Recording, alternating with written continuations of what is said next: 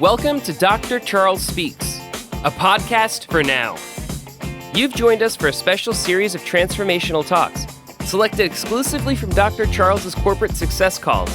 The 15-minute calls are designed to encourage leaders, activate your thought life, and prepare you for the challenges ahead.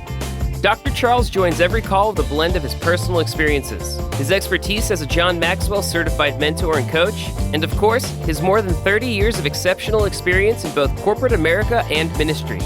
Get motivated with Dr. Charles Speaks, a transformational talk from the Red Line on today's podcast, inspiring excellence and generating results. Good day, my friends. This is Dr. Charles. It is with great pleasure that I have an opportunity to share with you another exciting message.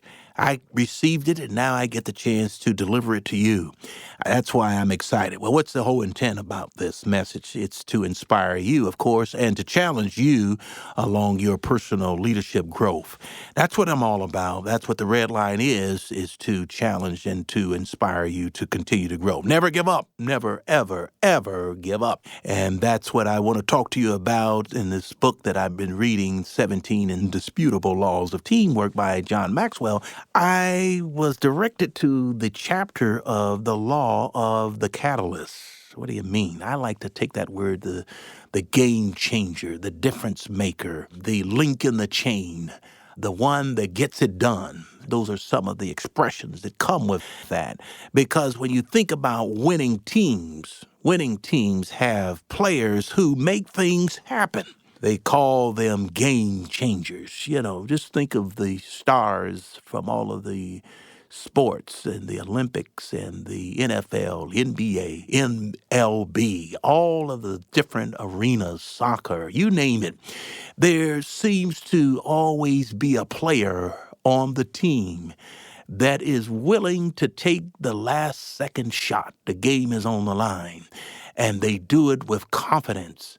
The other teammates recognize that this person can get us over the top. We may be in a tough situation and doesn't look good, but this person maintains the attitude of never giving up, the attitude of just keep on pushing. We're going to win.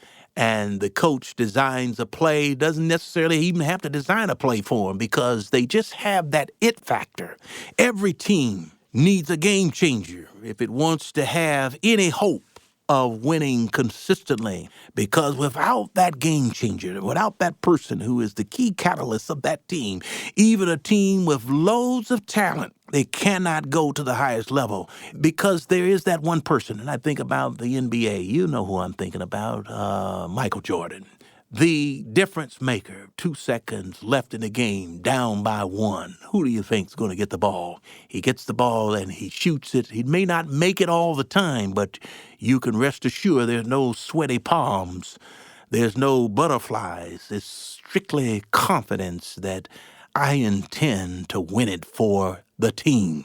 And that's what I want to talk about because an effective leader will keep the team focused and will challenge the team to take it to the next level. But in taking it to the next level, there seems to always be that person who's the coach, who's the difference maker out onto the floor. Well, I want to say this about that game changer. These are a couple of things that you will notice about them. I'm sure you've seen them at work, you've seen them on television, you've seen them in person. A game changer, what they do is they sense the opportunity, and as a result, the team benefits.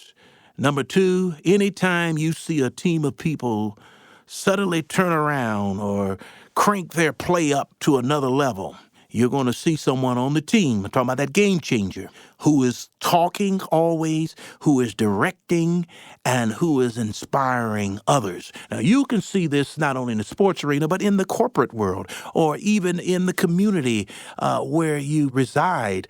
You'll see someone who is positively talking it up, directing and inspiring. That's why we call it in basketball, we call it like a point guard on the team. Well, you see the great point guards, they can score and take over the game if they have to. They can set up their teammates to be successful and getting them in position and giving them the ball where they want it, where they're going to be productive. They know the plays inside and out. They know where everyone's supposed to be. They're holding the team accountable. They're over into the coach's ear, giving advice, receiving advice, and translating it onto the floor. They're like a floor general. And so anytime you see floor generals, you're seeing a game changer. Number three, game changers, they're passionate about what they do. They spread a contagious amount of enthusiasm that impacts the team positively. It's a can-do attitude. If you're one that runs away from the ball, don't want to shoot it, then that's the role you may play on the team. But a game changer is going to run to the play, not away from it. They're going to be an active participant in the huddle, and they're going to keep the team positively effective and enthusiastic way. Well, you might say, okay, Dr. Charles, that's great. Everybody has a game changer, but can you help me understand what you mean by that? Well, let me explain it this way. There are three kinds of players on a team when the game clock is running down and the game is on the line.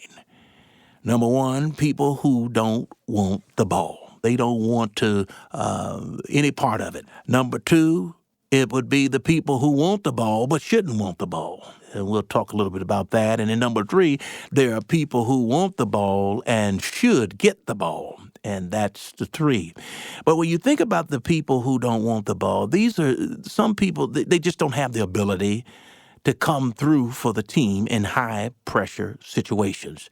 And they know it. Now, they might be able to set a proper screen in basketball. They may be able to do some of the little things. But when it comes down to what we call crunch time, it may be a little bit difficult for them to perform at their peak. They should be allowed to play in their areas of strength. That's how you keep them on the team, because they have some strength. Maybe it's just rebounding in basketball. Maybe it's just Charlie Hustle, who just runs and dives for the ball and gets the team all pumped up. That might be their role, but it may not be their role when it comes down to the end of the game being on the line. Number two, the people who want the ball and shouldn't get it. Well, this second group of people, these are folks that cannot carry the team to victory. The problem is they don't know it. Have you ever run across somebody like that? Give me the ball, and they just shoot it any kind of way. And, they think they know it all and can do it all. But in reality, it comes down to it's their ego. And they know that they are not number one, but they want to be. That's what they want to be, is number one. So their ego is greater than their talent. And you can't sometimes get to them, and they don't run the play perhaps properly, because they feel like, look, I'm going to be the one that takes the last shot. Well, number three, the people who want the ball and should get the ball. This is that final group, which is by far the smallest, because it consists of only a few people who want to go to the go-to person during this crunch time. They may actually deliver more times than none. They are able to push and pull or to carry the team to new levels when the going gets tough. They are simply what I've been saying, the catalyst or the game changer. Well, where do we go from here?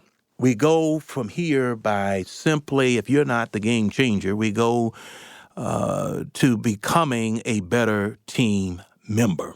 And that's what we should do as we are part of a team. Not everybody, you're not going to have 5 game changers, because then it's whose turn is it to take the last shot. But it's usually going to be one. But every one of us on the team will have a position and a spot to play and something to contribute to the overall team. So becoming a better team member, how are you when it comes to crunch time on your team?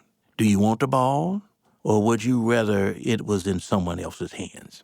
If they are more talented and effective game changers on your team, think about it, then you should not want to be the go-to player in the pinch. And that's just a self-evaluation of where you're at and recognizing someone perhaps has even greater talent than yourself. But in those cases, the best thing for you is to get an assist by helping and put those people in position to benefit the team. So how do you do that? So back to the basketball. So here's the game changer, Michael Jordan, and they inbound the ball. You may be the person who sets the pick and gives the opportunity for Michael Jordan to get open. And so that would be an assist. You didn't take the shot, but you cleared the way for the game changer to take a wide open shot. So that's why it is important. We're talking about teamwork, and we're talking about, yes, there are individuals who work on the team at crunch time, but then you still can't win without a team. But if you avoid the spotlight because you are afraid, think about it. This is the person who doesn't want the ball, that's afraid to take the shot, then what it comes down to is that you haven't worked as hard as you should to improve yourself. And that means more time practicing. You're going to need to change your mindset and your discipline in terms of how you get yourself ready. Because one thing for sure, if you're practicing shooting 500 balls a day and you're consistently making them, then your confidence level is going to continue to grow. And when you know all the plays on the team and you run them and you practice well, you're going to be that much more positive about what you can do and what you can contribute in bringing the total team to success. So you start to put yourself on the road to improvement by doing these things. And this is how you improve, because here's the thing. As I said, not everyone's going to be the game changer, but what I can do and what you could do as a team player, whether it's in sports or whether it's in corporate America, whatever team it is, we can do these things. One, we can find a mentor. Players become game changers only with the help of people better than themselves. Find someone, my friends, who makes things happen to help you along the way. That's what we call stretching ourselves. Number two, begin a growth plan. What do you mean? I mean, put yourself on a program that will help you develop your skills. Get a tutor. You cannot take the team to higher levels if you haven't gotten there. So you've got to do your part well. You think about football, the offensive line, the running backs, the wide receivers. Well, look, the offensive line has to do their part. And if that's what you play, an offensive tackle or offensive guard, be the best that you can be. And that role that you have is to keep the defenders off of your quarterback or the running back so that you can score that much more easily when you study your own discipline and you're able to develop your skills at such a level that you're even recognized as one of the all-stars on the team. And that will certainly make a difference as well. Number three, get out of your comfort zone. You won't know what you're capable of doing until you try to go beyond what you've done before. So you won't know what you're capable of doing until you go beyond what you've done before. What does that mean? Stretch yourself. Stretch yourself to do even more. I like to close with this.